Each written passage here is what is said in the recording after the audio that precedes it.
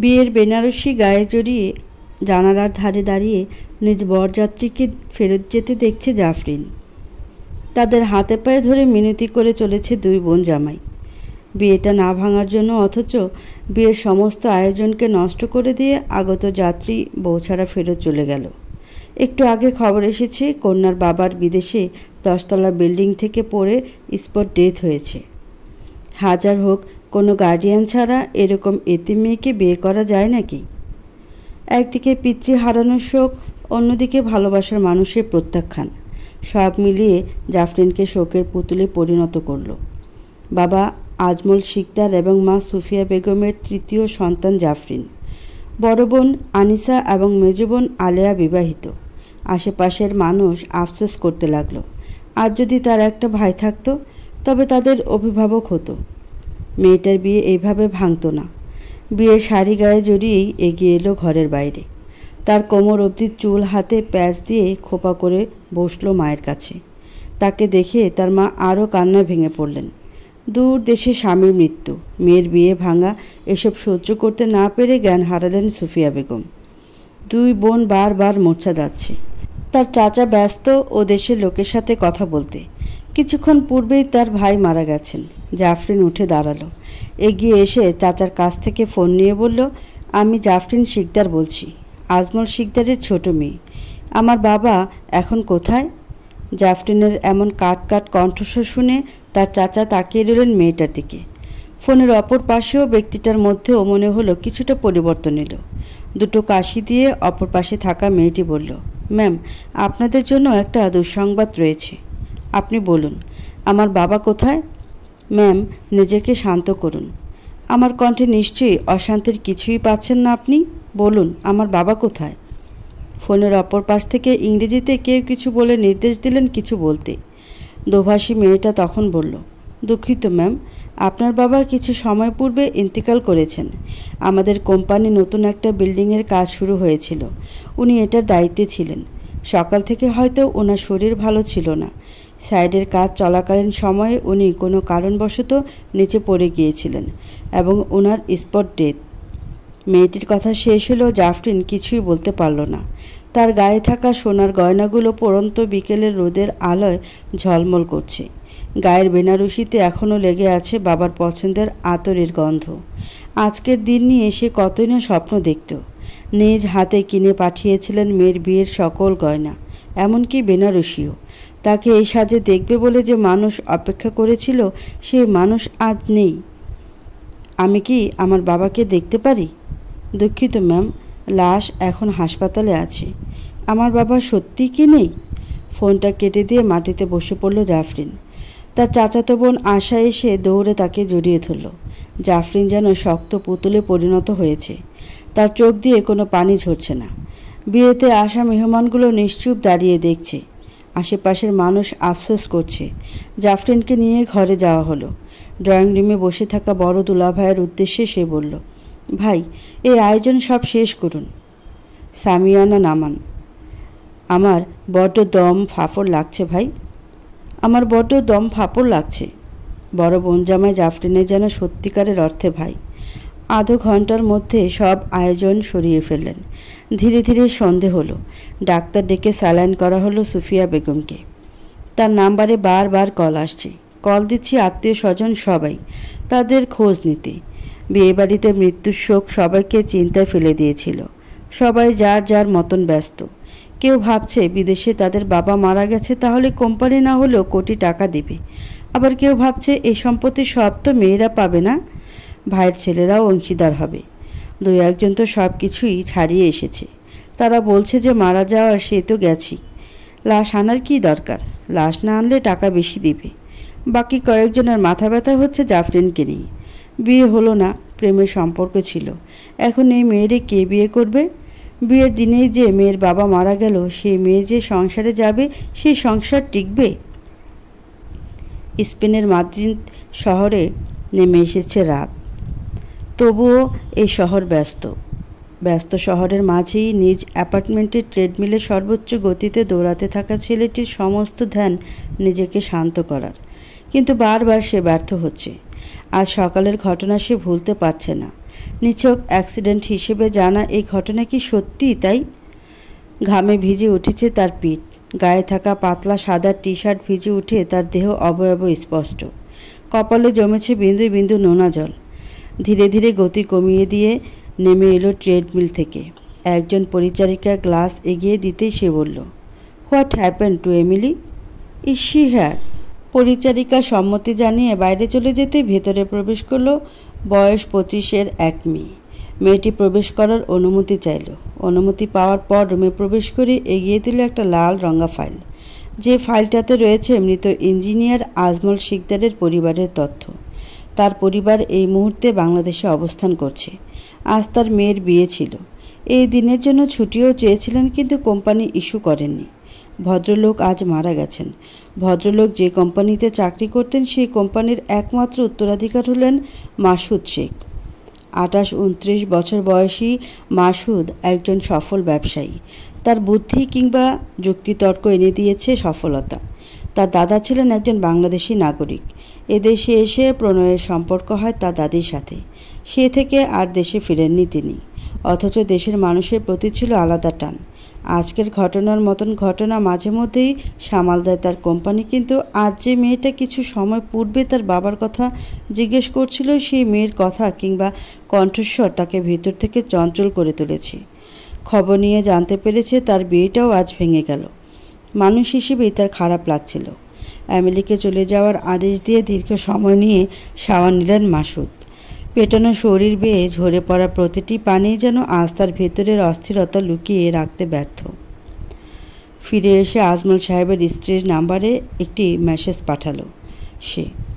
অপেক্ষায় রইল যদি কোনো রিপ্লাই আসে। রাত গভীর হতেই সমাবেশ বসেছে জাফরিনদের বাড়িতে। কাকা ফুপু ফুপারা যে যার মতন কথা বলে চলেছে। বেশি কথাই হচ্ছে জাফরিনের বিয়ে নিয়ে। আগেই বলেছিল বিয়ে দিতে দেয়নি, এখন বিয়ের আসর ভাঙল। এই মেয়ে কে নিবে? কথা বলতে বলতে তারা জিজ্ঞেস করল, লাশ কি আনতেই হবে? জাফরিনের বড় ভাই তার বোনকে ধমক দিয়ে বললেন, চুপ থাকো, এটা কেমন কথা? লাশ আনবো না কেন? না মানে 10 তলা থেকে পড়ছে, কেমন অবস্থায় আছে কে জানে। কথাগুলো হজম করতে পারল না জাফরিন। ঘর থেকে বেরিয়ে কিছুটা উচ্চ সুরে বলল, কিছু না থাকুক, খালি হাড় থাকুক, তাও আমার বাবার লাশ আমি আনব। আপনারা সিদ্ধান্ত দেওয়ার কি? আজ আমার পরিবারে এত বড় বিপদে আপনারা আসর বসিয়ে পান খাচ্ছেন। কসম করে বলতেছি, আমার বাপের লাশটা নিয়ে যে একটা কথা বলবে তাকে আমি লাশ দেখতেও দেব না। আমাদের মনে আর কষ্ট দিয়েন না আপনারা। মায়ের কাছে ফিরে তার মাথায় জলপট্টি দিচ্ছিল সে। বাইরে থেকে বেয়াদব উপাধি দেওয়া হচ্ছে, এতে তার কিচ্ছু যায় আসে না। যে লোকেরা আজকে এসব বলতে পারে তাদের দিয়ে কিছু আশা করা যায় না। পাশে থাকা মায়ের ফোন হাতে নিয়ে দেখতে পেল বিদেশি নাম্বার থেকে মেসেজ এসেছে, there is no compensation for your loss, however I am sorry for your grief, take care of your self, Masud Sheikh, CEO. মেসেজটা পড়ে ক্রোড় হাসি ফুটে উঠল জাফরিনের অধরে। সে ফিসফিস করে বলল, আমার বাবার কোনো রোগ ছিল না মাসুদ সাহেব। সে মাথা ঘুরে পড়ে যায়নি, এটা আমার বিশ্বাস। গতকাল যে মেয়ের বাবা মারা গেছেন, বরযাত্রী এসে ফেরত গিয়েছে। ভোর হতে যদি জানতে পারে ফেরত যাওয়া বরযাত্রী পুনরায় এই বাড়িতে আসবে, অথচ তার জন্য নয়, তার চাচাতো বোনের জন্য, তখন সে মেয়ের কেমন প্রতিক্রিয়া দেখানো উচিত তা সে জানে না। নিজেদের উঠানের কদবেল গাছটার নিচে বসে সে এই খবরটাই জানতে পেরেছে।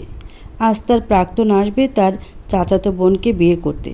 গতকাল চলে যাওয়ার পর সে একটা বারের জন্য কল দেয়নি তাকে, হয়তো দেওয়ার প্রয়োজন মনে করেনি। যদি করত তবে এমন সময় তাকে ফেলে চলে যেত না। 6 মাসের প্রণয়ের সম্পর্ক, এরপর বিয়ে অবধি। পানির গ্লাসটা মাটিতে রেখে স্মিথ হাসল জাফরিন। সম্মতি জানালো তার চাচাকে। অবশ্যই তারা বিয়েতে যাবে, কারণ সকল বোনদের মধ্যে আশা হচ্ছে তার প্রিয় বোন। বোন নয়, বান্ধবীও বলা যায়। তার বিয়েতে অবশ্যই তারা যাবে।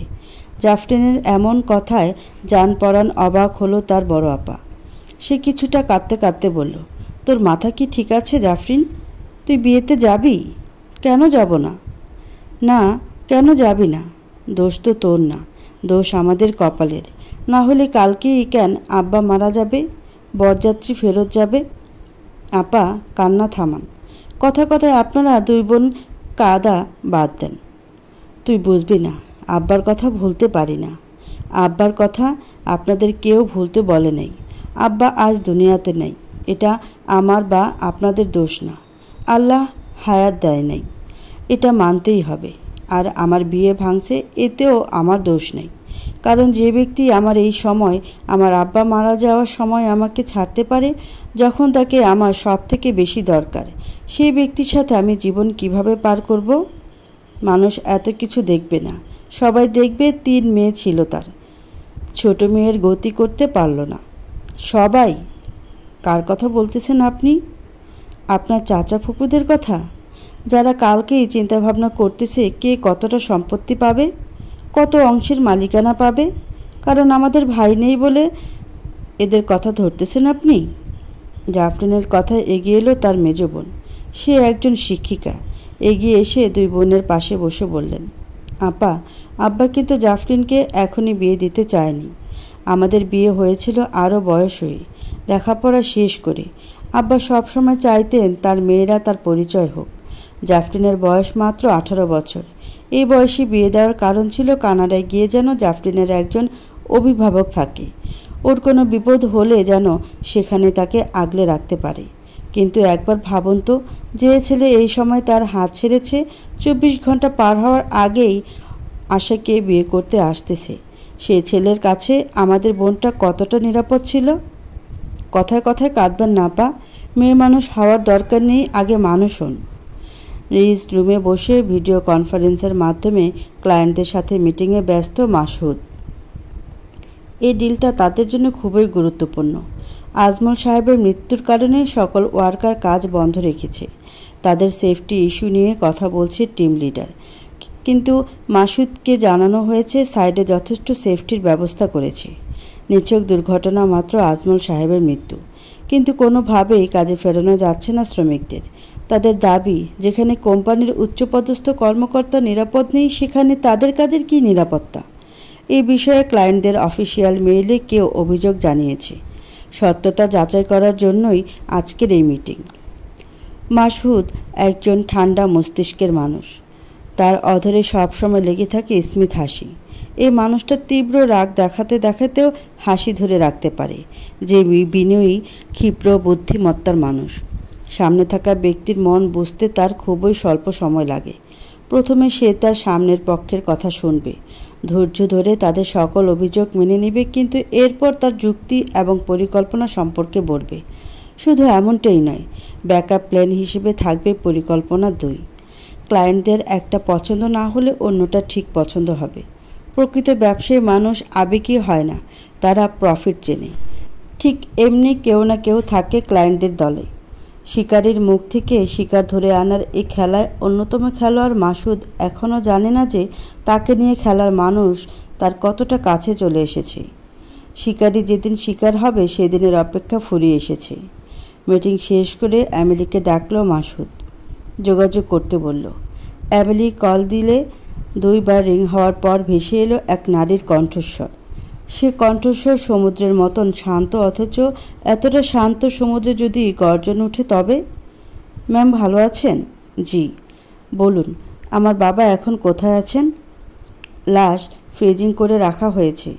আপনাদের সাথে কিছু প্রয়োজন ছিল। বলুন। আপনার বাবার কোম্পানিতে কিছু ইন্স্যুরেন্স ছিল, যেটার অংশীদার আপনারা 3 বোন হয়েছেন। এসব বিষয় তো দূতাবাস থেকে করার কথা, তাই না? আপনারা হুট করে এতটা আগ্রহ দেখাচ্ছেন, কিছু লুকাতে চাইছেন? সরি ম্যাম, আমরা কি লুকাতে চাইব? হতেও পারে আমার বাবার মৃত্যুটা আপনাদের কাছে নিছক, কিন্তু আমার কাছে এমন নয়। ম্যাম, খুব দ্রুতই সকল কাগজ ইমেল করা হবে। সকল কিছু চেক করে আমাদের কনফার্ম করার অনুরোধ রইল। অপর পাশ থেকে কল কেটে দিয়েছিল। মাসুদ কিছুটা অবাক হলো। যে মেয়ের বিয়ে ভেঙেছে, বাবা মারা গেছে, সে মেয়ে এতটা শান্ত কেন? তার উচিত ছিল কল রিসিভ করে কান্নাকাটি করা, কথা বলার সময় আটকে যাওয়া, অথচ সে এমন কেন? কেন কোনো প্রতিক্রিয়া নেই? জাফরিনদের দুপুরে খাবার খাওয়ার জন্য ডাকতে এসেছে তার ফুপুরা। পাশের বাড়িতে বিয়ে সেই ছেলের সাথে। ফুপুরা কাঁদছিল এসে। তারা বলছিল তাদের কিছুই করার নেই। তারা কি করবে? গতকাল যখন বিয়ের কথা তাদের ভাই বলল তারা নিষেধ করেছিল, অথচ তার ভাইয়ের পরিবার শোনেনি। শত হলেও গতকাল তাদের ভাই মারা গেছে। তাদের গলা দিয়ে আজ খাবার নামছে না, তবুও তাদের থাকতে হচ্ছে, কারণ ওটাও ভাইয়ের বাড়ি। জাফরিনের মা গেলেন না। বড় আপা যেতে না চাইলে জাফরিন বলল, কেন যাবেন না আপা? আজ না গেলে কাল আপনার চাচারা বলবে আপনাদের পেটে হিংসা, তার মেয়ের সুখ সহ্য হয়নি। কেন এসব শুনবেন? আমাদের যাওয়া দরকার, আমরা যাব। আমাদের আব্বা নাই, এই দুঃখ আমার আপনার, বাড়ির মানুষের না, তাই নিজের দুঃখ নিজের রাখেন। বিয়ে বাড়ির জাঁক জমক দেখে দু চোখ ভরে এলো জাফরিনের। সামনে বসে থাকা বরবেশে ঈশানকে দেখে তার কান্না পাচ্ছিল। গতকাল সকালেও তাকে নিয়ে কতই না স্বপ্ন দেখেছিল সে, অথচ আজ সব মরীচিকা। জাফরিনকে কষ্ট দেওয়ার উদ্দেশ্যে হয়তো আশার বড় বোন তাকে টেনে নিয়ে গেল ঈশানের সামনে। আবদার করল হাত ধুয়ে দেওয়ার। জাফরিনের শক্ত সরে না বলা শুনে তার দিকে তাকিয়ে রইল ঈশান সমেত বাকি সবাই। আমি কেন অন্যের বরকে হাত ধোয়াবো? আমি যেমন আমার বরের হাত অন্যকে ধরতে দেব না, তেমনি অন্য কারোর হাত আমি কেন ধরব? এটা নিয়ম। স্বাভাবিকভাবে বললেই পারিস, সত্য মেনে নিতে পারছিস না? এত ভালো ছেলে, কানাডা প্রবাসী, দেখতে ভালো ছেলে হাতছাড়া হলো তাই? আসলেই আশার কপাল ভালো, ও জিতেছে। আমাকে যে ধরে রাখতে পারেনি এটা তার ব্যর্থতা। আমি যাকে ধরে রাখবো সে হবে ভাগ্যবান। নিশ্চয়ই কোনো কাপুরুষ নয় যে এক এতিম মেয়েকে বিয়ের আসরে রেখে চলে যাবে। অথচ যে বর নিয়ে আপনাদের অহংকার, সে বরের কানাডায় যাওয়ার টিকিট অবধি আমার টাকায় কেনা। এবার বুঝে নিন কে জিতেছে আর কে হেরেছে। জাফরিনের গায়ে এখনও হলুদের গন্ধ লেগে আছে। গতকাল দুপুরে যখন তাকে পুনরায় হলুদ দিয়ে গোসল করা ছিল, সে কাঁচা হলুদের ছোঁয়া মনে হচ্ছে এখনও তার গালে। সামিয়ানার কোনো এক ফাঁক দিয়ে রোদ এসে পড়ছে তার চুলে। চোখে মুখে ফুটে উঠেছে এক ভয়ঙ্কর অভিব্যক্তি।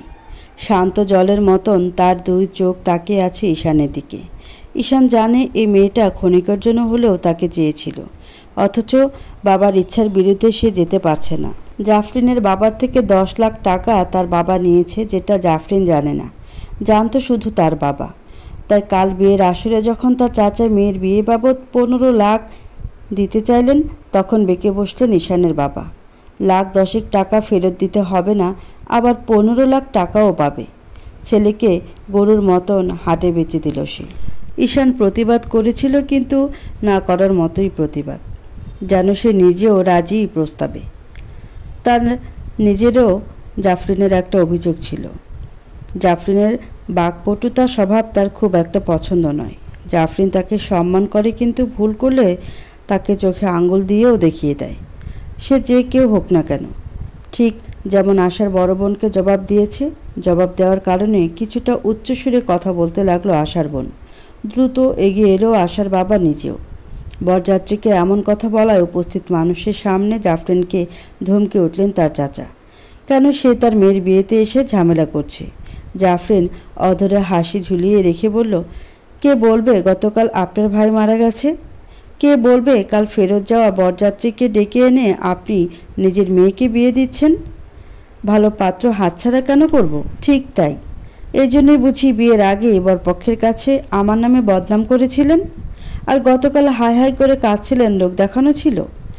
তোর মতো একটা বেয়াদব মেয়ের সাথে কোনো কথাই বলা ঠিক না। জাফরিন অধরে হাসি ফুটিয়ে রেখে বলল, আজকে এই লোকদের সামনে বেয়াদব বলছেন? বিশ্বাস করুন আমার কথাটা, ঠিক 24 ঘন্টা পর আপনি আমায় মা বলে ডাকবেন, ঠিক 24টা ঘন্টা। আশাকে সাজানোর দায়িত্বটা জাফরিনকেই দেওয়া হলো। সে বিরক্ত বোধ করছিল। এটা নিয়ে তার ফুপু ছোট চাচার লেগেও গেল আশার বড় বোনের সাথে। ছোট চাচা বলল, মেয়েটা এভাবে কষ্ট দেওয়ার কী দরকার? ওদের মন মেজাজ ভালো না, তাছাড়া এখানে ওরা এসেছে এটাই তো অনেক। ওদের অযথা এভাবে বিরক্ত যেন না করা হয়।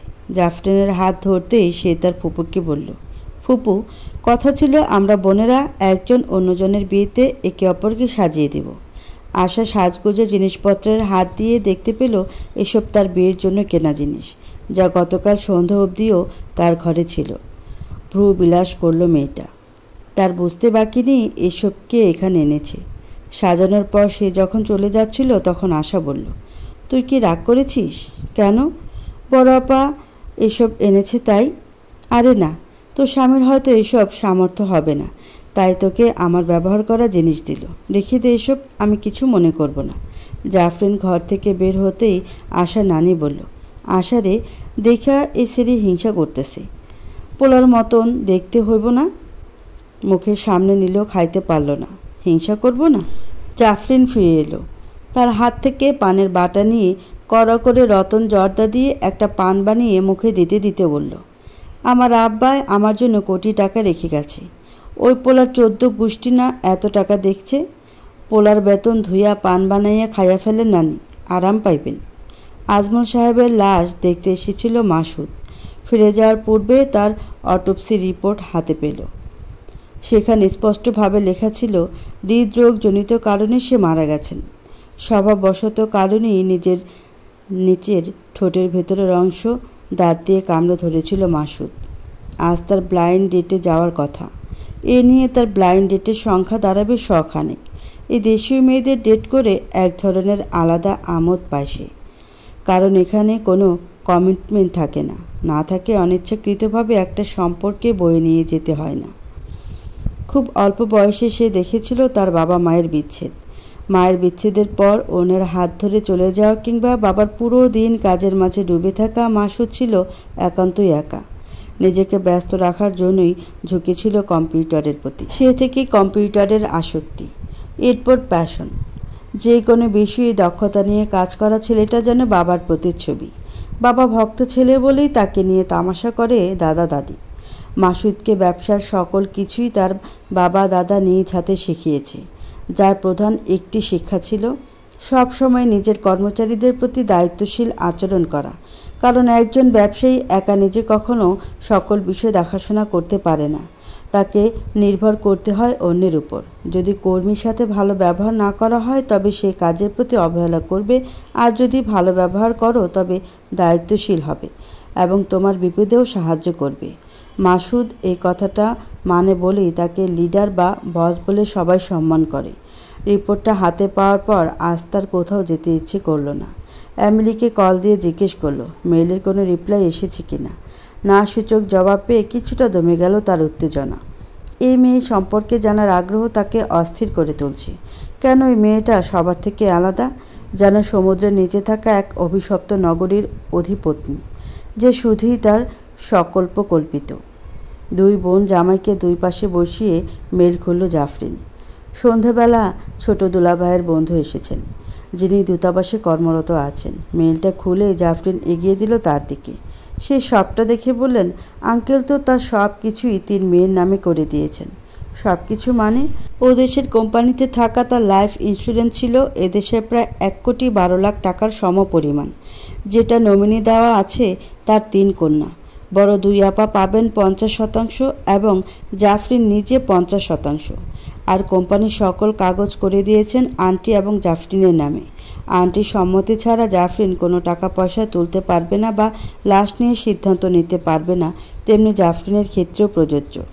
2 দুলাভাই সকল কিছু বুঝে নিচ্ছিলেন। এমন সময় বড় আপা বললেন, তাদের কোনো টাকা লাগবে না, সবটা জাফরিনের থাক। 2 বোনের কথাতে সম্মতি জানালেন তার 2 দুলাভাই। কিন্তু তাদের ইচ্ছায় পানি ঢেলে দিয়ে জাফরিন বলল, আবেগে দুনিয়া চলে না বড় আপা। আজকে আপনি আবেগে পড়ে এসব বলছেন। আপনার ভবিষ্যৎ বলে কিছু আছে। আজ দরকার নেই, ভবিষ্যতে লাগবে না, এর কি গ্যারান্টি আছে? দুলাভাইরা না করুক তবুও আপনাদের ভাগ আপনারা নেবেন। শহরের বাসাগুলো আপাতত সব আম্মার নামে আছে। আব্বা গতবার এসে সব কিছুই আমাদের 3 বোনের নামে সমান ভাগে ভাগ করে দিয়েছেন। গ্রামের সম্পত্তি কিংবা শহরের সব আম্মা আর আমাদের নামে আগে থেকেই করা। তাই কি এখন এগুলো ফেরত দিবেন? আজ আব্বা না থাকতে আমার বিয়ে হয়নি বলে সব আমাকে দিবেন? কাল যখন হয়ে যাবে তখন তো সব আমার শ্বশুরবাড়ির লোক খাবে। এর থেকে কি এটা ভালো না যে আপনার ভাগ আপনার ছেলে মেয়ের ভবিষ্যতের জন্য রেখে দেন? আমাদের কম নেই জাফরিন, এটা আপনাদের হক, আর আমি কারোর হক চাই না। চাইলে আজ ঈশান ও বাড়িতে বিয়ে করতে আসতে পারতো না। দুলাভাই, আমার সাথে ঈশানের বিয়ের কাবিন হয়েছিল। আপনারা সেই কাবিন ভাঙার ব্যবস্থা করেন। আজ বউ তুলে নিয়ে যাওয়ার আগেই আমি চাই কাবিন ভাঙুক। বিয়ে বাড়িতে হুট করে কান্নাকাটি শুরু হয়েছে, চলছে তর্ক বিতর্ক। আওয়াজ শুনে ঘরের বাইরে বেরিয়ে এলো জাফরিনের দুই দুলাভাই এবং তার বন্ধু। ততক্ষণে জাফরিনের মামারাও চলে এসেছে। তাদের আসতে দেরি হয়েছে কারণ তারা দেশের বাইরে ছিল। তারা এসেই জানালেন পাত্রের বাবা এখন নাকি আশাকে নেবে না, কারণ আশার বাবা তাকে মাত্র $1,15,000 টাকা দিবে, আর জাফরিনের নামে নাকি এর থেকেও বেশি টাকা আছে। এটা তারা জেনেছে, বিদেশ থেকে কল দিয়ে জানিয়েছে তাদের। এখন তারা জাফরিনকে বউ করে নিতে চায়। সবটা শুনে জাফরিন বেশ বিরক্ত হলো। সে জানতেও পারল না ভিন দেশে বসে কেউ একজন পুতুল নাচ দেখাচ্ছে তাদের সবাইকে।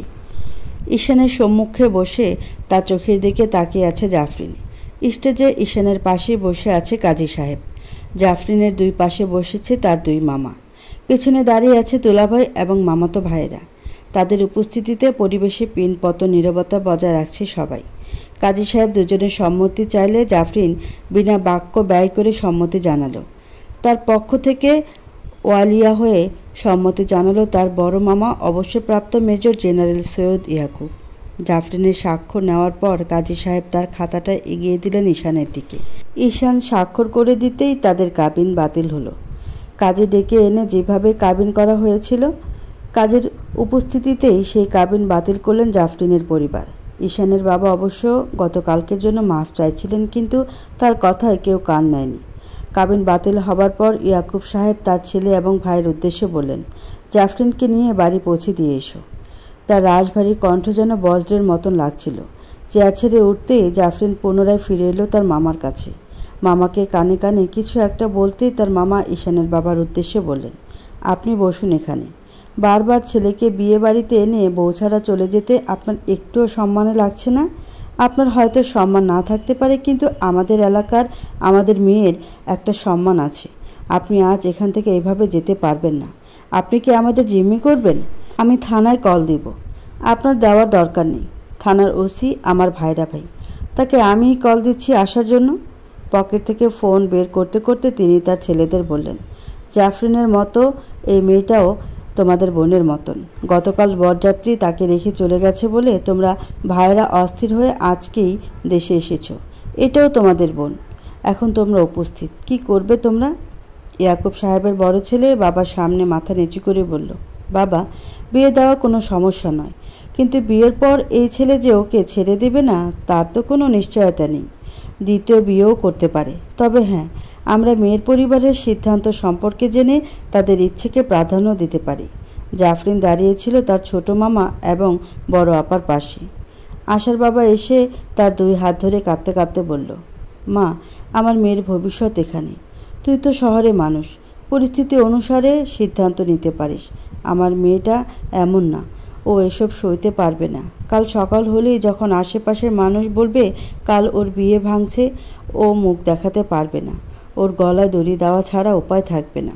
মাথা নিচু করে জাফরিন কথাগুলো শুনছিল। আজ সন্ধেবেলাতেও তাকে কত কিছু বলেছে এই লোকটা। আচ্ছা, এরা কি কখনো বুঝতে পারবে? কষ্ট জাফরিনেরও হচ্ছে।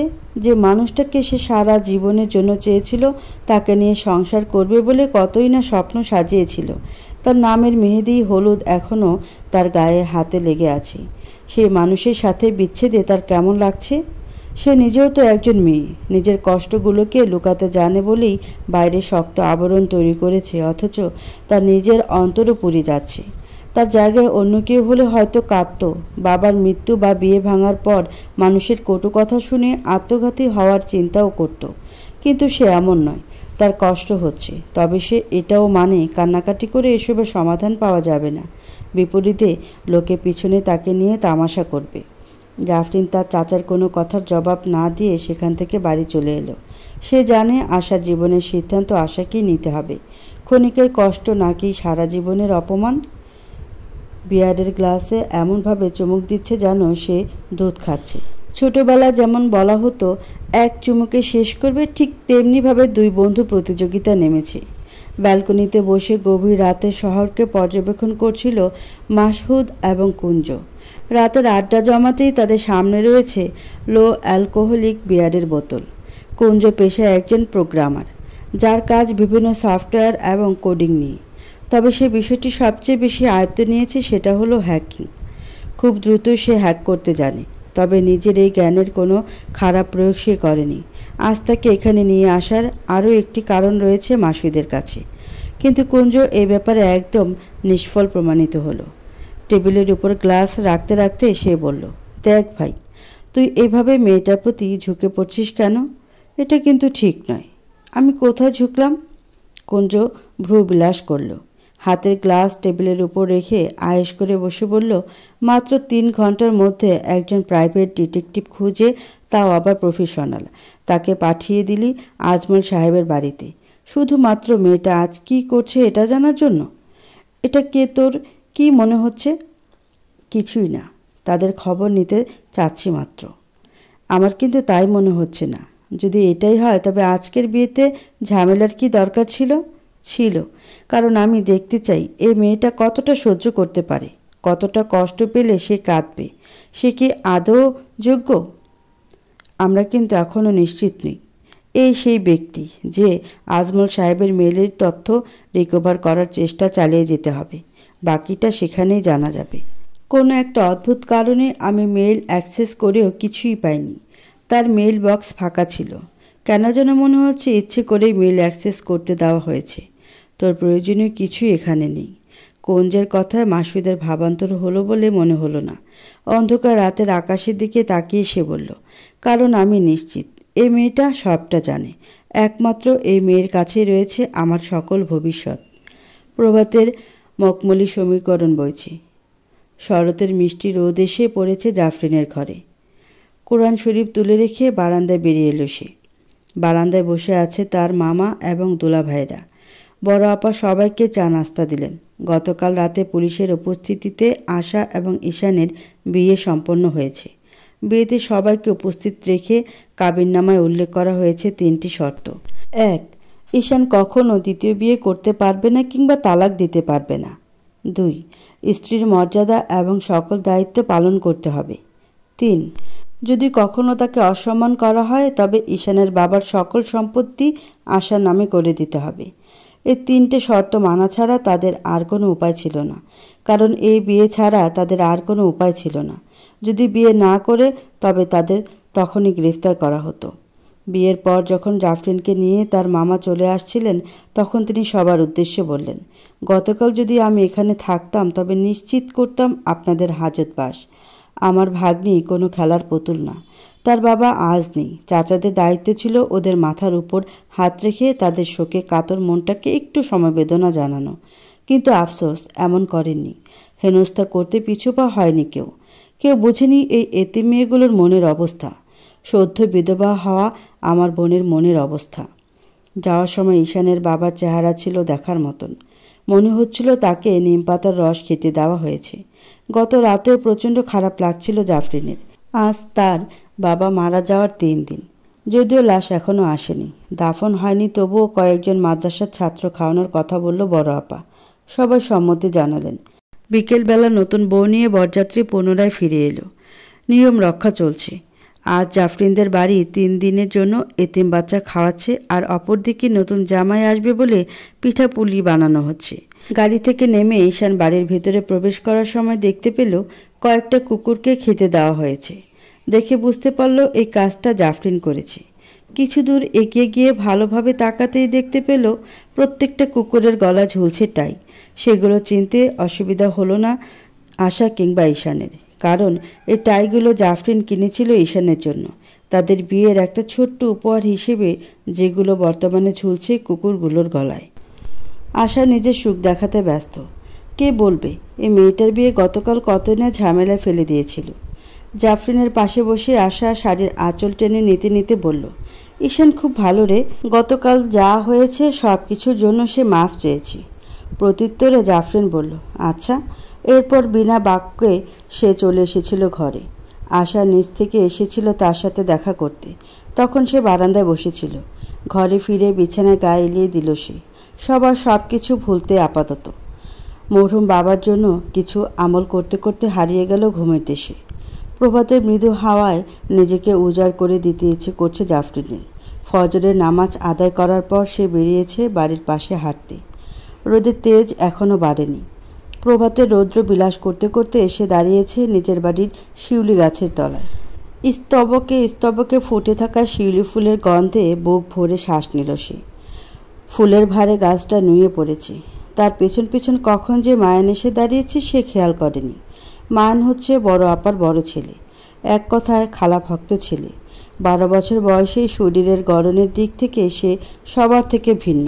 উচ্চতায় প্রায় জাফরিনের সমান। খালামনের পাশে দাঁড়িয়ে সে বলল, আতিন, শিউলি নিবে? না রে, এখন কুড়াতে ইচ্ছে করছে না, তবে আঁচল পেতে দাঁড়াও, আমি গাছ ঝাঁকি দিয়ে দিচ্ছি। মায়ান গাছ ঝাঁকি দিতেই শিউলি ফুল ঝরে পড়ল জাফরিনের ওড়নায়। নিচে পড়া ফুলগুলো মায়ান কুড়িয়ে তার আঁচলে দিতে দিতে বলল, তুমি কাঁদছো না কেন? কেন কাঁদবো? সবাই বলছে তুমি এভাবে থাকলে পাগল হয়ে যাবে। তোমার কান্না করা উচিত, কাঁদলে কষ্ট হালকা হবে। আমার তো কোনো কষ্ট নেই মায়ান, আমার যা আছে সব নিয়তি। অন্তত আমাকে মিথ্যে বলো না। তুমি কষ্ট পাচ্ছ কিন্তু নানু বা মায়ের কথা ভেবে কাঁদছো না, তারা ভেঙে পড়বে বলে। জাফরিন হাত বাড়িয়ে ভাগ্নের মাথার চুলে লেগে থাকা শিউলি ফুল তুলে নেয় হাতে। সেই ফুলের দিকে তাকিয়ে বলে, একসাথে যদি আমরা সবাই ভেঙে পড়ি তবে যে সমাজ মানুষ আমাদের সুযোগ নেবে, বলবে ওদের অভিভাবক নেই, ওদের সাথে অন্যায় করলে প্রতিবাদ করবে কে? কিন্তু বাস্তবতা বড়ই কঠিন। আমাদের শক্ত থাকতে হবে অন্তত আব্বার লাশ দেশে আনার আগ অবধি। কথাগুলো শেষ করতে জাফরিন অনুভব করলো কেউ একজন তার মাথায় হাত রেখেছে। পেছন ফিরে তাকিয়ে দেখতে পেল তার মামাতো ভাই ইউভান দাঁড়িয়ে আছে। তার দিকে ফিরে তাকালো জাফরিন। 30 বছর বয়সী ইউভান বর্তমানে ইন্ডিয়াতে ডায়াবেটিক ফুডজনিত বিষয়ে কোর্স করছে। বাংলাদেশে বর্তমানে যে সমস্যাটি বেশি দেখা দিয়েছে সেটা হলো ডায়াবেটিক রোগীদের পায়ে নানান ধরনের সমস্যা। পা সব থেকে অবহেলিত অঙ্গ হিসেবে বিবেচিত হলেও যখন সেই পায়ে কোনো সমস্যা দেখা দেয় তখন বুঝে আসে পা কতই গুরুত্বপূর্ণ।